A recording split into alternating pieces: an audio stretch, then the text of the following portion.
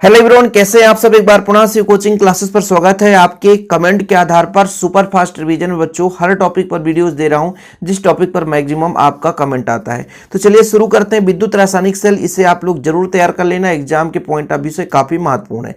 विद्युत रासायनिक सेल में होता है क्या बच्चों, ये रासायनिक ऊर्जा को विद्युत ऊर्जा में बदलता है। पहले तो आप लोगों को परिभाषा तैयार कर लेना है। चाहे गैल्वेनी सेल पूछा जाए, चाहे डेनियल सेल पूछा जाए, चाहे विद्युत रासायनिक सेल पूछा जाए, आपको यही चीज लिखना है बच्चों, ध्यान में रखना। ठीक है, विद्युत रासायनिक सेल किसे कहते हैं, तो वह युक्ति जिसकी सहायता से, देखिए ना शब्द देखिए, रासायनिक ऊर्जा को विद्युत ऊर्जा में बदला जा सके, वो युक्ति जो है आपका विद्युत रासायनिक सेल कहलाता है। अच्छा, इसको गैल्वेनी साहब ने, वोल्टा साहब ने भी इसको थोड़ा सा जो रासायनिक ऊर्जा है उसको विद्युत ऊर्जा में परिवर्तित किए थे, इसलिए इसे गैल्वेनी सेल या वोल्टी सेल के नाम से भी जानते हैं, या डेनियल सेल के नाम से भी जानते हैं। तो परेशान मत होना, ठीक है, कोई दिक्कत तो नहीं है। विद्युत रासायनिक सेल की यदि परिभाषा पूछी जाए तो एक ऐसी युक्ति जिसकी सहायता से, है ना, रासायनिक ऊर्जा को विद्युत ऊर्जा में बदला जाता है, वो आपका विद्युत रासायनिक सेल है। या ऐसा सेल जिसकी सहायता से रासायनिक ऊर्जा को विद्युत ऊर्जा में बदला जा सके, वो आपका विद्युत रासायनिक सेल कहलाता है। अब इसमें पूरा बनावट पूछा जाता है और क्रियाविधि, ठीक है, कि विद्युत रासायनिक सेल किसे कहते हैं समझाइए। तो आपको डायग्राम बनाना बच्चों, इसमें दो पात्र होता है, दो अलग अलग पात्र होता है। ठीक, जैसे एक पात्र में जिंक सल्फेट का विलयन और एक पात्र में कॉपर सल्फेट का विलयन है। जिसमें जिंक सल्फेट का विलयन बच्चों, उसमें जिंक का रॉड लगा है, और कॉपर सल्फेट के विलयन में कॉपर का रॉड लगा हुआ है। दोनों को एक चालक तार के माध्यम से यहां पर आपका गैल्वेनोमीटर जोड़ दिया जाता है, और दोनों विलयनों को लबड़ सेतु की सहायता से जोड़ा जाता है। लबड़ सेतु क्या होता है, यू आकार का उल्टा कांच का नली है, जिसमें अगर अगर जेली या KCl या KNO3 आदि भर दिया जाता है। ठीक है, अब देखिए यहां पर जो एनोड है वो ऋणात्मक है और कैथोड जो है धनात्मक है। इसके अपोजिट में जब विद्युत अपघटनी सेल की बात करते हैं, विद्युत अपघटनी सेल में इसका अपोजिट होता है। विद्युत अपघटनी सेल में एनोड जो होता है वो धनात्मक होता है और कैथोड जो होता है ऋणात्मक होता है। लेकिन विद्युत रासायनिक सेल में बच्चों विद्युत अपघटनी सेल के अपोजिट है।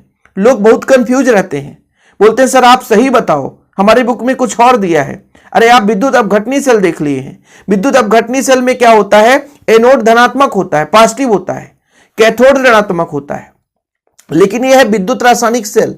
विद्युत रासायनिक सेल बच्चों यहां पर एनोड ऋणात्मक होता है और कैथोड जो होता है आपका यहां पर पॉजिटिव चार्ज होता है। ठीक है, तो अपन जब विद्युत रासायनिक सेल बनाते हैं तो इसमें दो पात्र लेते हैं बच्चों, दो पात्र। दोनों पात्र में अलग अलग विलयन भर रहता है। एक पात्र में जिंक सल्फेट और एक पात्र में कॉपर सल्फेट। जिंक सल्फेट वाले विलयन में जिंक का रॉड और कॉपर सल्फेट वाले विलयन में कॉपर का रॉड लगा रहता है। ठीक है, अब दोनों इलेक्ट्रोडों को एक चालक तार के माध्यम से गैल्वेनोमीटर जोड़ करके संबंधित कर दिया जाता है, जोड़ दिया जाता है, और इन विलयनों को एक दूसरे से संपर्क बनाने के लिए किससे, यू आकार की कांच की नली, जिसे लबड़ सेतु की सहायता से जोड़ा जाता है, जो कि यू आकार की उल्टी कांच की नली होती है, जिसमें हम KCl, KNO3 या अगर आदि की जेली भर देते हैं। दोनों जो है बच्चों अर्ध सेल हैं। जब ये लबड़ सेतु के माध्यम संपर्क में आ जाते हैं तो एक सेल का निर्माण करते हैं। तो इसमें ऑक्सीकरण और अपचयन की क्रिया होती है। जैसे आप यहां पर देखिए जिंक और यहां पर आपका कॉपर, इन दोनों में बच्चों जैसे ZnSO4 ये टूटता है, Zn पॉजिटिव SO4 निगेटिव में, कॉपर सल्फेट है ये भी टूटेगा Cu2 पॉजिटिव और SO4 निगेटिव में। अब जैसे कॉपर है बच्चों, ये आपका यहीं रह जाएगा, SO4 जो है यहां पर जाएगा। ऐसे यहां पर ऋणात्मक है तो SO4 यहीं पे रह जाएगा, जिंक जो है एनोड के पास जाएगा, क्योंकि इसका प्रकृति ही है कि धन ऋण के पास जाता है और ऋण धन के पास जाता है। अब इसके थोड़ा सा क्रियाविधि को हम समझाते हैं, तभी आपको समझ में आएगा। जैसे बच्चों हम एनोड की बात करते हैं, एनोड पर जो जिंक होता है, ये जिंक का रॉड लगा हुआ है। जिंक का रॉड बच्चों इलेक्ट्रॉन त्यागता है, Zn2 पॉजिटिव और 2 इलेक्ट्रॉन अलग कर दिया, और इसी इलेक्ट्रॉन के कारण ये ऋणावेशित है, और ये इलेक्ट्रॉन कहां चलता है बच्चों, कैथोड की ओर चलता है। जैसे ही हम इसको कुंजी के माध्यम से जोड़ते हैं तो ये कहां चलता है, कैथोड पर चलता है। तो ये एनोड पर क्रिया हो गई। जब हम कैथोड की बात करते हैं बच्चों, कैथोड पर, तो यहां पर Cu2 पॉजिटिव है, ये 2 इलेक्ट्रॉन ग्रहण करके शुद्ध कॉपर में मुक्त हो जाता है, और ये प्रक्रम लगातार चलती रहती है और धारा प्रवाहित होती है। बस यही दो मेन अभिक्रिया है कि एनोड पर क्या होता है बच्चों, ऑक्सीकरण। ऑक्सीकरण मतलब इलेक्ट्रॉन का त्यागना, और यहां पर कैथोड पर आपका हुआ अपचयन। अपचयन क्यों? क्योंकि यहां पर इलेक्ट्रॉन ग्रहण किया जाता है। तो ऑक्सीकरण पर आपका बच्चों इलेक्ट्रॉन त्यागा गया है, इसलिए ऑक्सीकरण है। कैथोड यहां पर इलेक्ट्रॉन ग्रहण किया गया, इसलिए अपचयन है। थोड़ा सा आप समझो, जब किसी एक पात्र में 1 बिलियन उसी का क्षण डुबा दिया जाता है तो अर्धसेल है। ये आपका अर्धसेल है, ये भी आपका अर्धसेल है। जब इसको लवण सेतु से जोड़ करके कुंजी को दबा दिया जाता है बच्चों, तो ये आपका एक सेल का निर्माण हो जाता है। सही है कि नहीं? ठीक है, थोड़ा सा फिर से आप समझो। गैल्वेनिक सेल बनाने के लिए अपन 2 पात्र लेते हैं। 2 पात्र हैं, जिंक सल्फेट और कॉपर सल्फेट से भरा हुआ पात्र है। जिंक सल्फेट में जिंक का रॉड और कॉपर सल्फेट में कॉपर का रॉड लगा रहता है।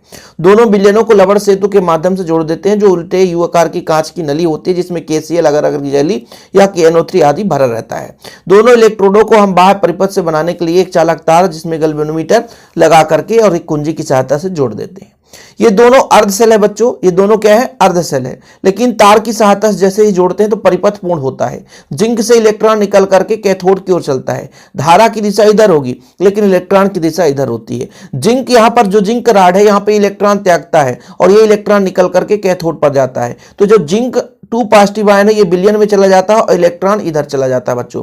कैथोड यहां पर कॉपर जो है ऑलरेडी 2 इलेक्ट्रॉन त्याग करके Cu2 पॉजिटिव के रूप में बैठा हुआ है और इधर से इलेक्ट्रॉन आता है, वो ग्रहण कर लेता है। सही है कि नहीं? इलेक्ट्रॉन इधर जाता बच्चों, जैसे यहां पर कॉपर है, इलेक्ट्रॉन मुक्त करके इधर दे दिया और इधर से जो इलेक्ट्रॉन आया उसे ग्रहण कर लिया। इस प्रकार से परिपथ पूर्ण होता है और अभिक्रिया संपन्न होती है और जो हमारा रासायनिक ऊर्जा है वो विद्युत ऊर्जा में बदल जाता है।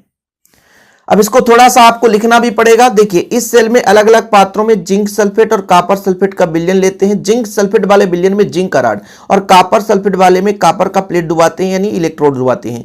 दोनों विलयनों को एक लवण सेतु की सहायता से जोड़ते हैं, जो यू आकार की कांच की नली है, जिसमें अगर की जेली या तो KNO3 या KCl का विलयन भरा रहता है। यह लवण सेतु परिपथ पूर्ण करता है, जिसमें अभिक्रियाएं संपन्न होती है, किंतु उन्हें आपस में मिलने से रोकता है। कहने का मतलब यहाँ पर जिंक और कॉपर आपस में मिलते नहीं है। कॉपर सल्फेट जिंक सल्फेट आपस में नहीं मिलेंगे, केवल ये आयन का आदान प्रदान करता है। ठीक है, बस इतना ही कहानी लिखना बच्चों। अब चूंकि यदि आप आगे लिखना है तो आप और भी लिख सकते हैं कि चूंकि ये आपका जिंक जो है, ये जिंक जो आपका इसमें लगा है, इसको इस प्रकार से रिप्रेजेंट करते हैं बच्चों। जैसे देखिए, अर्धसेल है ना, तो ये आपका जिंक हो जाएगा। ये आपका है अर्धसेल, ZnSO4 में डूबा हुआ है। ठीक है, तो ये आपका एक अर्धसेल है और दूसरा अर्धसेल आपका कॉपर है, CuSO4 में डूबा हुआ है। ये दूसरा अर्धसेल है। इस प्रकार मिला बना हुआ है बच्चों कि यहाँ ये जब दोनों को जोड़ते हैं तो ये विद्युत धारा उत्पन्न करती है। तो इतना लंबा चौड़ा आप लिखोगे तो बहुत ज्यादा कहानी लंबा हो जाएगा। ठीक है, अब आगे लिखोगे तो भाई जो एनोड है आपका ऋण ध्रुव का कार्य करता है, कैथोड जो होता है आपका धन ध्रुव का कार्य करता है, क्योंकि जो आपका एनोड होता है यहाँ पर जो जिंक है वो इलेक्ट्रॉन को क्या करता है? त्यागता है। जब इलेक्ट्रॉन त्यागता है तो इलेक्ट्रॉन कैथोड की ओर चलने लग जाती है। जैसे ही परिपथ में जुड़ते हैं तो जो इलेक्ट्रॉन है बच्चों कैथोड की ओर चलने लग जाती है। ठीक है, और लवण सेतु की सहायता से जब जोड़ते हैं तो मान लीजिए जब आयनों का आदान जैसे उदासीनता को बनाए रखता है, तो मान लीजिए यहाँ पर मान लीजिए इलेक्ट्रॉन इधर से आया, अधिकता हो गई तो इधर चला गया, तो एक दूसरे का उदासीनता बनाए रखता है। मतलब कौन? लवण सेतु। यहां तक तो सारा चीज कहानी खत्म हो गया है, लेकिन एक बार फिर से आपको मैं अभिक्रिया मुख्य रूप से समझा देता हूं इसमें होता क्या है, थोड़ा समझिएगा। जो आपका बच्चों यहां पर एनोड है, ठीक है, एनोड है, यहां पर जो जिंक का रॉड है तो ये क्या करता है? 2 इलेक्ट्रॉन त्यागता है तो Zn2 पॉजिटिव बनाता है। ठीक है, और 2 इलेक्ट्रॉन ये हुआ, ये Zn2 पॉजिटिव कहां चला जाता है? विलयन में। अब बच्चों यहां पे जो कॉपर सल्फेट है ना, कॉपर सल्फेट जो है टूटता है Cu2 पॉजिटिव में। ठीक है, तो ये Cu2 पॉजिटिव क्या करता है? इधर से जो इलेक्ट्रॉन आया उसको ग्रहण करता है, तो होता है कैथोड पर। क्या होता है बच्चों? कैथोड पर। तो ये Cu2 पॉजिटिव जो है 2 इलेक्ट्रॉन लेता है और ये मुक्त हो जाता है कॉपर, शुद्ध कॉपर पर। तो ये आपके इसी इलेक्ट्रोड के चारों ओर एकत्रित हो जाता है। ये यहां पर बच्चों इलेक्ट्रॉन ग्रहण किया गया तो इस पर अपचयन, इस पर इलेक्ट्रॉन निकला तो ये ऑक्सीकरण हो गया। लेकिन आपके कभी कभी बुक में कुछ इस प्रकार से देखने को मिल जाता है, तो आप लोग सोचते हो ये क्या हुआ। देखिए, जो आपका जिंक होता है बच्चों, इसमें जो आपका विद्युत अपघट होता है ZnSO4 रहता है ना, रहता है कि नहीं? ZnSO4 है। ये अर्धसेल है बच्चों। क्या है? अर्धसेल है। क्या है? अर्धसेल है। ठीक है, ये आपका ऋणावेशित रहता है।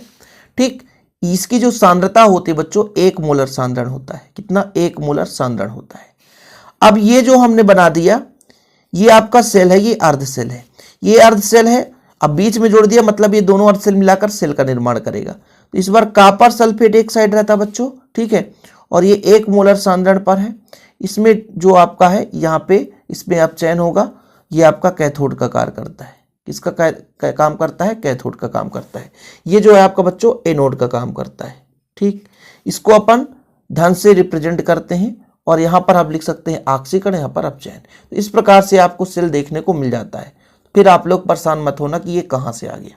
तो 2 अर्ध सेल मिलाकर के सेल का निर्माण करते हैं, क्योंकि एग्जाम में कभी कभी देखने को मिल जाता है ना भाई, सॉरी कॉपी किताब में, या कि मान लीजिए आपके किसी बुक में देखने को इस तरीके से कि अभिक्रिया को हम इस प्रकार से रिप्रेजेंट करते हैं। तो ये वही चीज है। बाकी आप लोग लवण सेतु के कार्य लिख सकते हैं। यह सेल के परिपथ को पूर्ण करता है, दोनों विलयनों की विद्युत उदासीनता को बनाए रखता है, यह दोनों विलयन को परोक्ष रूप से जोड़ता है। ये आपका हो गया लवण सेतु का कार्य। उम्मीद करता हूं कि आप लोग समझ गए होंगे बच्चों। वीडियो पसंद आए तो प्लीज लाइक करके शेयर कर दें और ऐसे वीडियो पाने के लिए चैनल को सब्सक्राइब कर लें। जय हिंद, वंदे मातरम।